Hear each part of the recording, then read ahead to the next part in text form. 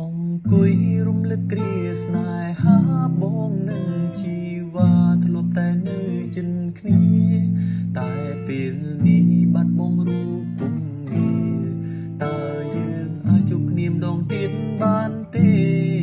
បងនៅតែមិនអាចបំភ្លេចរូបអូនតើរូបនេះស្នួនអូននៅនឹងបងទេក៏ដឹងហើយពេលនេះរូបស្រងនេះមេអូនមានគេដើម្បីបំភ្លេចរូបបងពេលដែលយើងចាប់ផ្ដើមស្នេហាបងនឹងរៀមរាដូចជាមាននិស្ស័យតែពេលនោះយើងនៅក្មេងខ្ចីចិនអើយចង្រៃប្រឡ័យស្នេហ៍យើងទាំងពីរ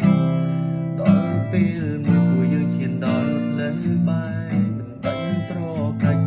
ជារឿងព្រំលីខិនពេលវេលាជាអ្នកបងខំបងខិនឲ្យយើងគ្នាពីគ្នា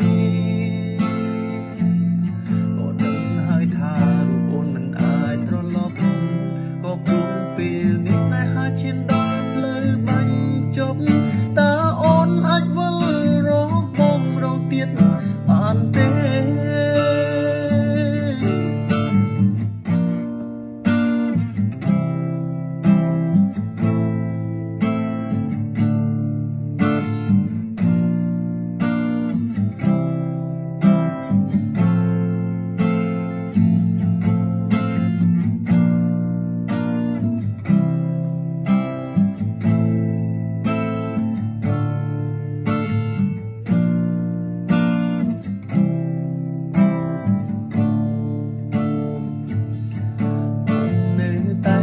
បំភ្លេចរូបអូនតើរូបមានស្ងួនអូននៅនឹងបងទេក៏ដឹងហើយពេលនេះរូបស្រងនេះមេអូនមានគេដើម្បីបំភ្លេចរូបបងពេលដែលយើងចាប់ផ្ដើមស្នេហាបងនឹងរៀមរាដូចជាមាននិស្ស័យតែពេលនោះពួកយើងនៅក្មេងខ្ចី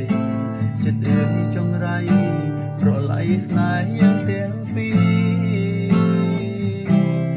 ដល់ពេលមួយពួកយើងឈានដល់ផ្លូវបែកមិនបាច់ត្រកាច់ពួកនេះជារឿងព្រំលីខិនពេលវេលាជាអ្នកបងខំបងខិនឲ្យយើងគ្នាពីគ្នាក៏ដឹងហើយថារូបអូនមិនអាចត្រឡប់